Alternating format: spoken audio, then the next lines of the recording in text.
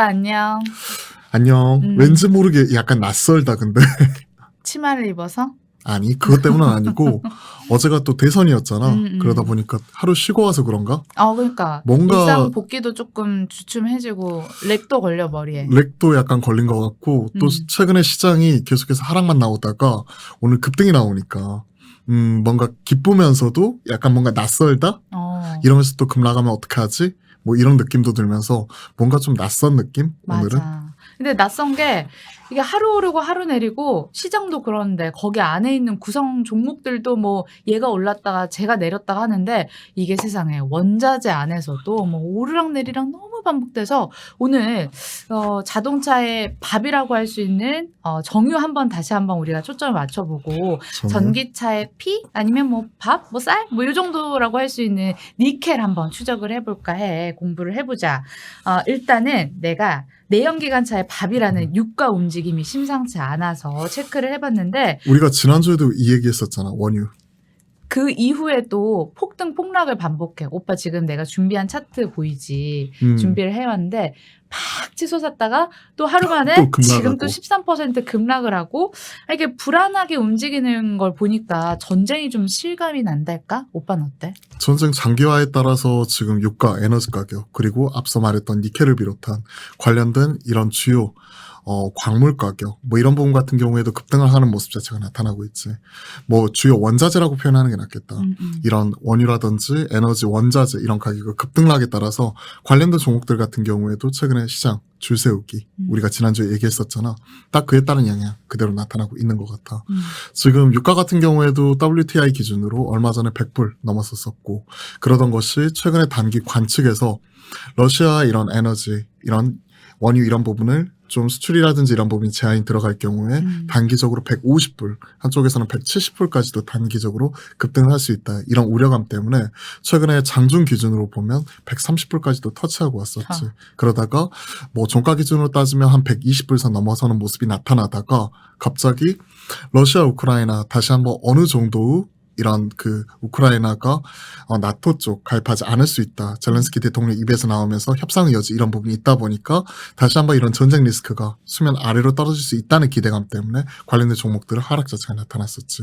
그에 따라서 가장 민첩하게 움직였었던 것이 유가였었고 그로 인해서 어제 13% 넘게 떨어지는 모습이 나타나기도 했었고 그리고 비단 이것뿐만이 아니라 지금 니켈, 알루미늄 그리고 최근에 나타나고 있었던 뭐 철광석을 비롯한 관련된 주요 가격지표 원자재 같은 경우에도 급등 이후에 다시 한번 좀 일정 부분 하향 안정화되는 모습이 나타나기도 하면서 시장에서는 이와 관련된 종목들의 희비가 다소 크게 엇갈리는 모습이 나타나기도 했다. 좀 이렇게 얘기하면 좋을 것 같아. 그리고 지난주에 이 얘기를 하면서 오빠가 정제마진 상승 그리고 재고가치 상승에 따라서 내가 막 투자해야 되는 거 아니야? 이렇게 호들갑 떠니까 지금은 아닌 것 같아라고 얘기를 해줬잖아. 지금 장기적으로 정제 마진의 상승이라고 볼 수는 있는데 단기적으로 보니까 하나를 정정을 해야 될 것 같아. 최근에 정제 마진 같은 경우가 4주 연속 떨어졌더라고. 그리고 내가 이번 주에 체크했을 때가 5불 70센트, 지난주가 한 6불이 넘었었거든.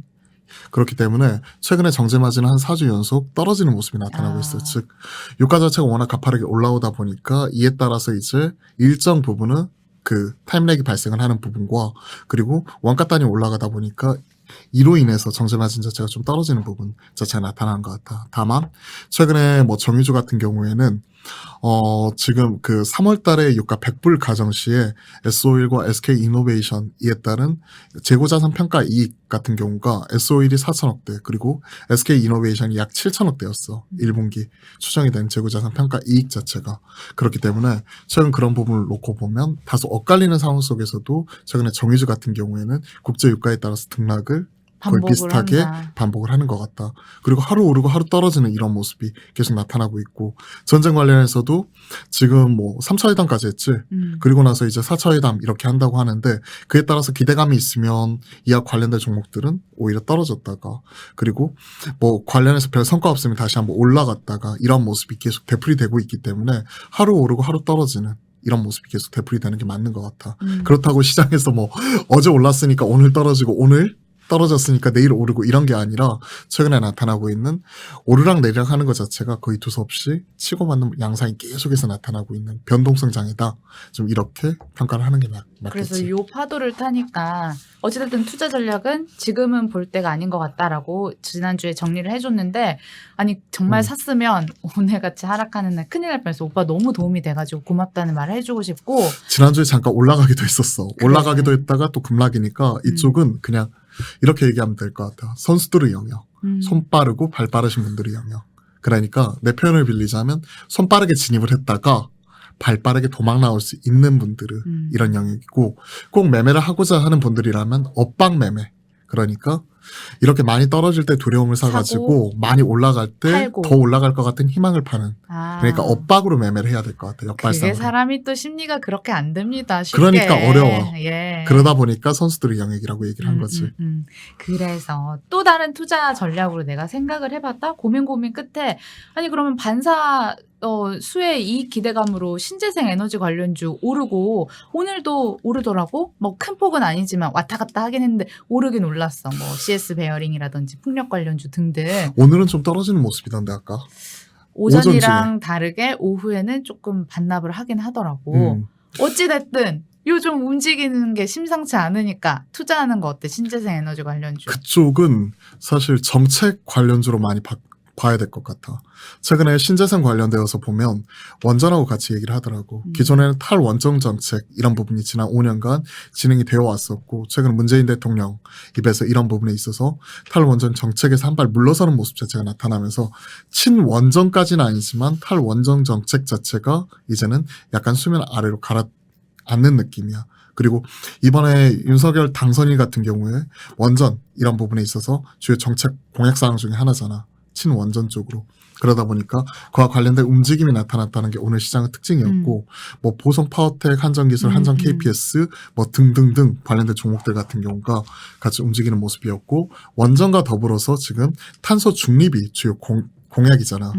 바이든 대통령이 ESG 공약 내세웠던 것처럼 이번에 공약을 보면 윤석열 당선인 경우에는 이번에 그 탄소 중립 얘기를 하면서 원전과 더불어서 나타날 수 있는 신재생 에너지 이런 부분은 조화 자체를 되게 중요시하게 얘기를 했단 말이야.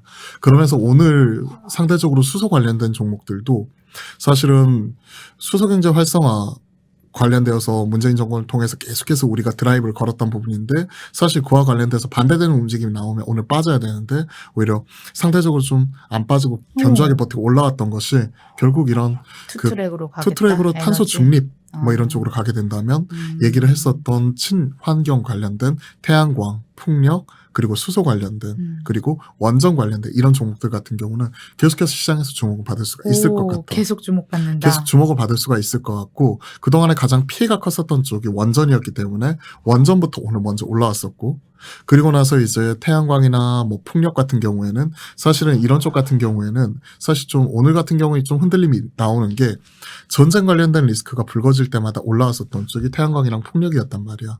결국 에너지 자립 이런 부분을 위해서 유럽 쪽에서는 이와 관련되어서 지금 나타나고 있는 게 지금 얘기를 하고 있는 태양광하고 풍력이지. 특히나 이제 이런 쪽이 되게 중요한 게 그동안에 이제 뭐 러시아산 이런 천연가스 이런 부분 자체 80% 정도 대체를 하겠다 이런 부분이 EU 쪽에서 지금 나타나고 있는 정책 방향이고 이와 더불어서 지금 유럽 쪽에서 지금 정책적으로 추진을 하고 있는 게 태양광과 풍력이거든. 그런 부분 같은 경우에 긍정적으로 지금 바라볼 수가 있는 것 같은데 다만 이런 쪽은 그동안에 테마성으로 많이 올라왔단 말이야. 그렇기 때문에 상대적으로 매매하기는 좀 어려움이 있을 수 있어. 단기적으로 보면. 이런 부분을 좀 봐야 될 것 같고 수소 관련되어서는 다소 셈법이 엇갈리는데 사실 수소 경제 활성화 관련되어서 우리가 지난 5년간 이런 부분을 많이 봐왔잖아. 봐왔는데 현대차주도. 그렇지. 근데 사실 민관이라고 보았었을 때 정부 측에서는 정책적으로 계속 드라이브를 걸었지만 지금 그러니까 민간 주도 이런 성장하는 데 있어서는 일정 부분 한계 이런 부분이 있는 것 자체는 나오고 있어. 그래서 이제 현대차 그룹에서도 제네시스 관련되어 있는 수소차 관련되어서는 일정 부분 한 발 물러서는 모습이 나타나면서 수소 관련된 종목들 같은 경우가 그때 이후에 또 하락이 가파르게 나타나기도 했었지. 그런 것들을 각각 섹터별로 이제 좀 체크를 해봐야 될 것 같아요. 아. 정리해서 말을 하자면 어. 원전 관련해서는 피해가 컸었기 때문에 정책 관련해서 가장 먼저 튀어 올라오는데 이와 관련되어서는 일단은 그 하락폭 자체가 워낙 컸었기 때문에 상승폭 자체가 가파르게 올라오는 이런 흐름이다. 이런 부분을 보는 거고 두 번째 태양광과 풍력은 전쟁 관련 테마로 먼저 이렇게 올라왔었던 부분에 따른 변동성 자체를 계속해서 봐야 되지만 중장기적으로 방향성은 맞다. 그리고 마지막으로 수소 관련해서는 기존에 계속해서 우리가 정책적으로 드라이브 걸었던 거 계속해서 그러한 기존은 꾸준히 유지가 될 것이다. 이 정도로 정리하면 될 것 같아. 아니 듣다 보니까 이제 신재생 에너지는 5글자로 정리하는 건 너무 무리고 그냥 이렇게 정리를 좀 하면 어떨까 해. 신재생 에너지라고 해서 다 같은 신재생 에너지 아니다. 그 안에서도 뭐 원전, 태양광, 풍력, 수소 이렇게 다 떼어서 보고 각각에 대한 그 상황이라든지 어떤 포지션을 취하면 좋을지 오빠가 조언을 했으니까 우리 시청자분들도 잘 알아들으셨을 거라 생각이 들고 자 오늘 원자재 특집이라고 했잖아. 두 번째는 니켈 준비를 했습니다. 니켈. 스테인리스 철강의 주 원료지만 이게 또 전기차 동력원으로 또 사용이 되는 니켈인데 니켈이 폭등을 하고 있거든. 차트 이것도 준비를 했는데 우리 같이 볼까? 저거 웃음밖에 안 나오는 진짜 웃음밖에 안 나오죠. 한 달 사이에 뭐 170%가 급등을 했다고 하니까 거의 뭐 지금 한 3배 가까이 급등을 한 거지. 2.5배 이상 급등을 한 거니까. 이걸 뭐라고 표현해야 되나? 그냥 내 보유 종목이었으면 좋겠다라고 나는 생각을 하고 니켈 뭐 이쪽에 콜 가지고 계신 분들은 대박이 났겠지만 그 쇼친 사람들의 입장에서는 악몽 같은 지난 한 달이었겠지. 그래서 오빠 이번에 이렇게 폭등한 이유에 대해서 내가 기사를 좀 찾아와 봤는데 보니까 세계 최대 니켈 생산업체인 중국 칭산그룹이 니켈 가락 하락에 베팅한 숏포지션을 쳤나 봐. 근데 여기에 대한 손실을 만회하기 위해서 니켈을 대거 사들이면서 요런 차트 모양이 만들어졌다라고 기사가 나오는데 일단 오빠 이건 뭐 이런 흐름으로 놔두고 내가 궁금한 건 또 투자 전략이거든. 근데 이거 숏 포지션이라고 하는 것 자체가 사실은 이게 세계 최대의 니켈 업체라며. 그러면 당연히 다 알 텐데. 니켈을 기본적인 몰랐어? 롱 포지션을 가지고 있으니까 해지 차원에서 숏 포지션을 친 거일 수도 있잖아. 그냥 조금 일부만 그러니까 쏟치고. 내가 이제 이런 부분을 수출을 할 건데 수출을 하게 되는 과정 속에서 일정 부분 이제 거기에 해지를 걸어놓은 거지. 숏으로서. 왜냐면 그와 관련되어서 내가 니켈을 생산하는 입장이니까 니켈 가격이 올라가면 알겠지. 좋지만 말 그대로 이제 떨어질 경우를 대비해서 숏 포지션도 같이 이렇게 만들어 놓으면서 가격 자체를 일정하게 유지하는 것 자체가 기본적인 해지 거래의 기본이잖아. 그러면서 가격이 어느 정도 안정화되어 있어야 이렇게 생산하는 제조업체 입장에서는 말 그대로 사업 계획을 세우고 거기에 맞게끔 고정 가격을 바탕으로 이제 생산 활동이나 제조 활동을 할 수가 있는 거니까. 그렇기 때문에 이런 부분에 있어서 네이키드로 숏을 엄청나게 쳐놨는지 아니면 그 규모가 어떻게 되는지 그런 부분도 좀 더 확인해야 될 것 같다. 다만 얘기를 하는 것 자체가 하나 요인으로서 얘기를 하고 있는 것 같고 맞아. 여기서 기사에서 얘기를 하고 싶은 거는 숏 스퀴즈에 대해서 얘기를 하고 있는 것 같아요. 얼마 전에 그러니까 작년이었었지 테슬라 주가 급등하는 과정 속에서 숏쳐 놓은 헤지펀드들이 빠르게 그 물량을 걷어들이면서 왜냐하면 숏을 쳐놨으니까 시장에서 이걸 사가지고 갚아야 되잖아. 그러다 보니까 안 그래도 주가 올라가고 있는데 남아있는 그 물량에서 추가적으로 이렇게 숏친 그 헤지펀드들이 사다 보니까 숏 스퀴즈가 나타나면서 추가적으로 끌어올려버린 거지. 그걸 보고 우리가 테슬라 쪽에서 숏친 말 그대로 숏쟁이라고 표현을 할게. 숏쟁이들 같은 경우에는 그때 말 그대로 박살이 났었지. 역관광 당했지. 그렇지. 완전히. 그때 박살이 났었는데 이번 같은 경우도 그런 것이 아닌가. 그런 의도로 그런 논조로 약간 얘기를 한 것 아닌가라는 생각이 들어서 구체적인 포지션이나 이런 것들은 좀 더 체크를 해봐야 될 것 같아. 다만 이제 니켈 가격 같은 경우가 최근에 급등을 했었고 알루미늄이라든지 최근에 뭐 금 가격 같은 경우에도 거의 2,000불 가까이 올라왔더라. 보니까 이런 것들은 물론 이런 광물이라기보다는 안전자산 이런 쪽에 좀 더 가깝기 때문에 좀 약간은 달리 볼 수 있지만 최근에 나타나고 있는 원자재, 광물 뭐 이런 부분 같은 경우에도 급등하는 모습이 나타났었지. 알루미늄 같은 경우에도 뭐 지금 몇십 년 만에 최대치, 니켈 가격도 지금 보면 알다시피 근 20년 만에 최대치를 넘어서 버렸잖아. 그런 모습이 지금 나타났었고 2000년 들어서 지금 이 가격이 최대치니까 2000년대 들어서는 그러다 보니까 지난 20여 년 만에 최대치 경신을 하는 모습이 나타났었고 그리고 알루미늄 니켈 할 것 없이 최근에 뭐 구리 가격이라든지 닥터 쿠퍼라고 얘기를 하고 있는 구리 가격이라든지 너나 할 것 없이 다 급등하는 모습이 나타났었지. 그리고 그 중에서도 특히 에너지 대장이라고 할 수 있는 원유 이런 부분을 우리가 앞에서도 점검을 해보았지. 즉 특히 이런 전쟁이 불러일으킨 인플레이션 우려 이런 부분이 시장에서 지금 셈법이 다르게 나타나고 있고 연초부터 시장은 크게 이렇게 봐. 1월 달에는 매크로 변수, 매크로 이슈로 인해서 시장이 크게 하락을 했어. 즉 안 그래도 금리 인상에 대해서 얘기는 있었지만 인플레이션이 너무 가파르기 때문에 패드에서 이런 부분 자체를 기존에 4차례에서 5차례, 6차례, 많게는 8차례까지 끌어올릴 수 있다더라 하는 우려감과 QT라고 하는 퀀티테이티브 타이트닝 그러니까 양적 양과시? 긴축 양적 긴축. 아, 네. 죄송합니다. 미안해, 내가 그 얘기 얘기했어.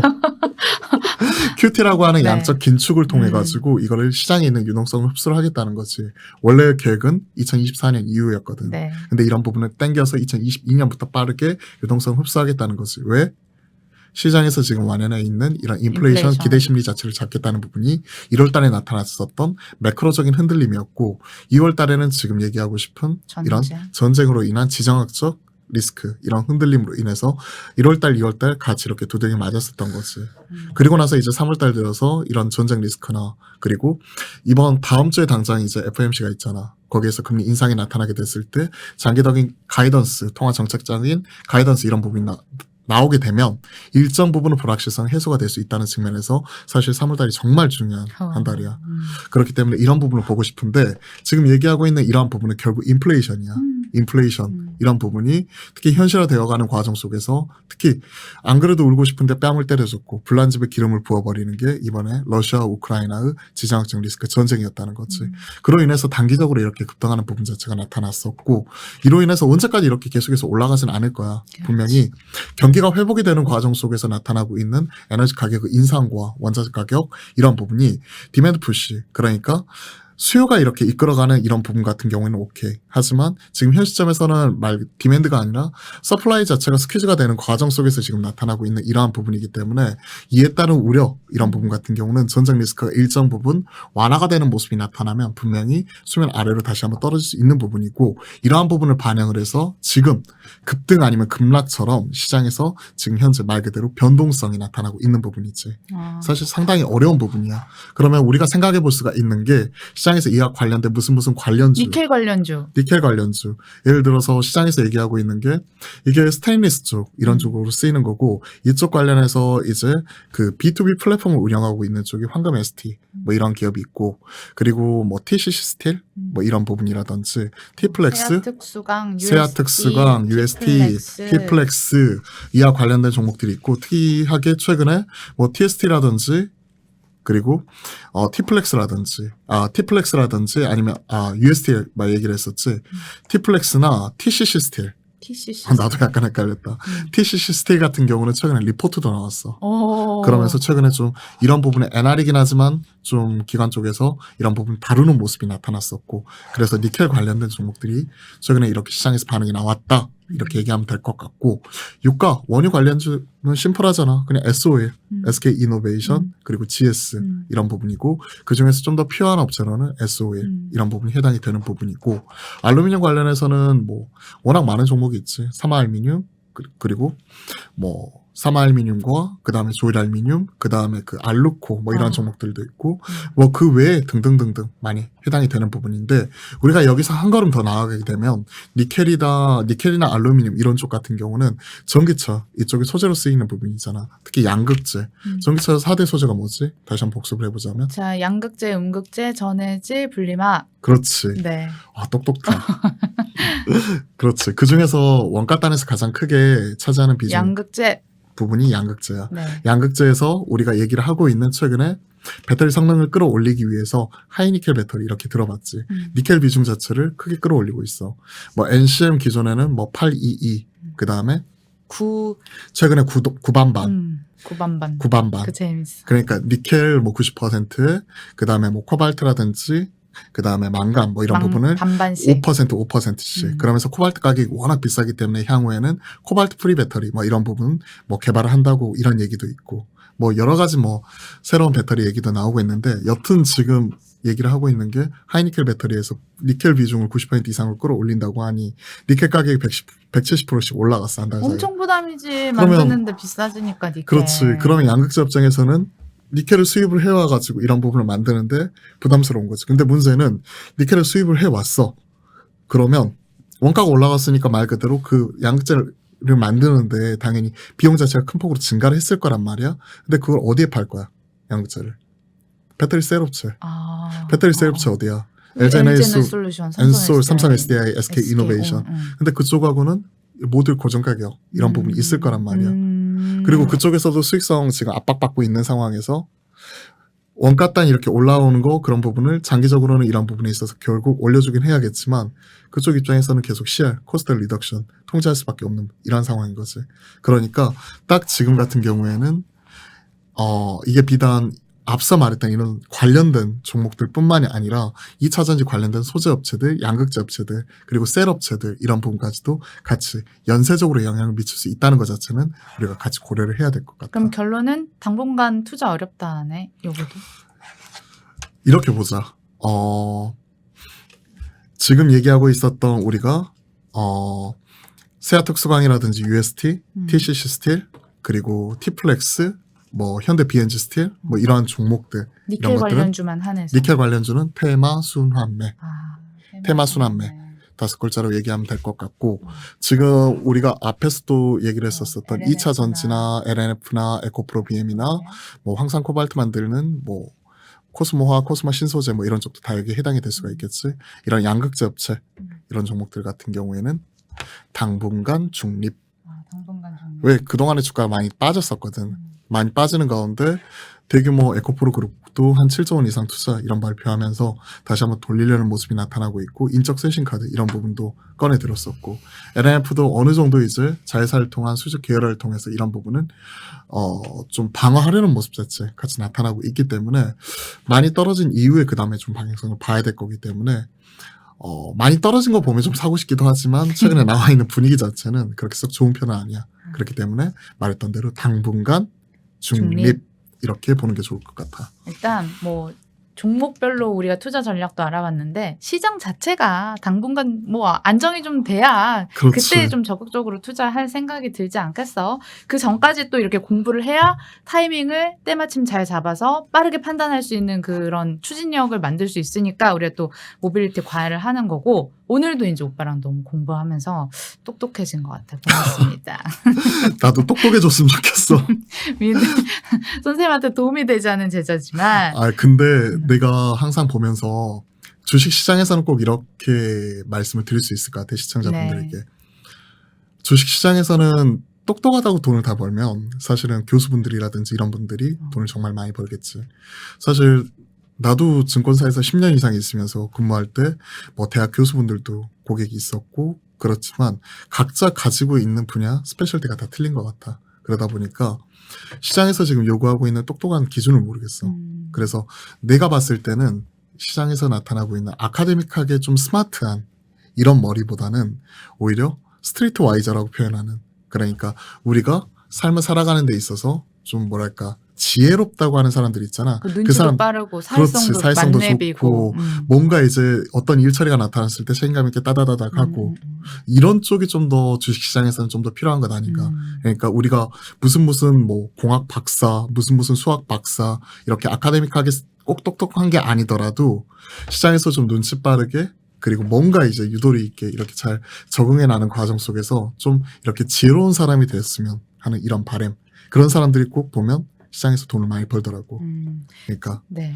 우리 시청자 여러분들 저희가 북스마트한 영역은 과외를 통해서 이렇게 이슈 정리를 해보고 스트릿 스마트한 부분은 투자 전략을 통해서 알려드리고 있으니까 매주 뭐가 많은 시청 바라고요. 그럼 저희는 또 여기서 인사를 드리는 걸로. 와, 내가 개떡같이 얘기해도 찰떡같이 이렇게 해석을 해서 받아주네.